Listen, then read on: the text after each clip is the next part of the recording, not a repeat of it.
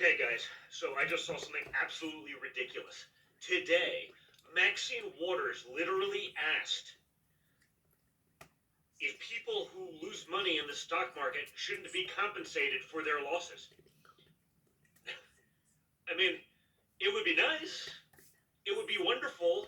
It's just not how it works, right? If housing prices plummet, you don't get reimbursed if you lose money in your house.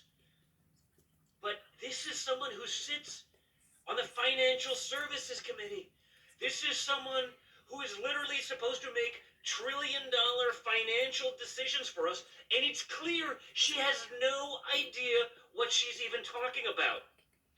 I mean, I remember being turned off years ago. One of the first times when I realized how incompetent people in Congress actually are was watching her during, I think it was during the '08 crisis. I don't remember exactly.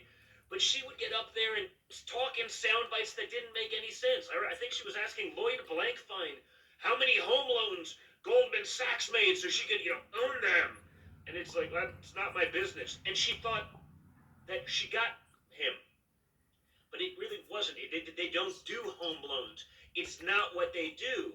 So she's questioning without any knowledge. But how do you ask some of the biggest bankers in the world to come in and to testify so that you can make a decision, hold them responsible, but you don't even know what they do for a living? I mean, think about having such a fundamental non-understanding of the stock market that you wonder why people who invest in there, if they lose money, if they make a bad investment, shouldn't just randomly be reimbursed. I mean, I would love a situation where I get only upside.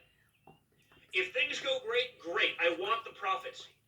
Because again, I mean, it's not like you're sweeping the profits. The government, if they were bailing them out of that, the government doesn't get the money back if people make a profit. But this is a person making trillion-dollar decisions who has no idea how these work. She's there only because she's been there longer than others, and it's a powerful committee. That's the tenure system in D.C. She's not there because she knows anything about financial services. She's not there because she has even a modicum of an understanding of how banking works. And this is liberal privilege. Guys, I wrote the book about this stuff. I've used this example. I think I used that example in Triggered about her being incompetent way before I saw the statements of today. So it's honestly, I think liberal privilege has to be the only sort of book out that's calling out the Biden administration and their incompetence. It has to be. Now with publishing doing what they can to shut out other conservative authors, it may be the only negative Biden book out there and negative administration book out there because the left doesn't want to put anything out that would be negative towards Democrats. So get liberal privilege. Look at the examples. Just like the media lied to you and told you there wouldn't be a problem with fracking, they shut it down and they banned it. Just like Joe Biden can say, I'm not going to do that, I'm not going to ban it, they can do it, no problem, doesn't matter. All of these things are literally examples I used in the book. So go on donjr.com, DONJR.com.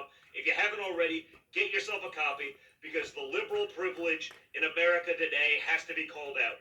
The media used to do that, but now they're part of the same team. The Democrats and the media are one and the same, and we have to call out that nonsense.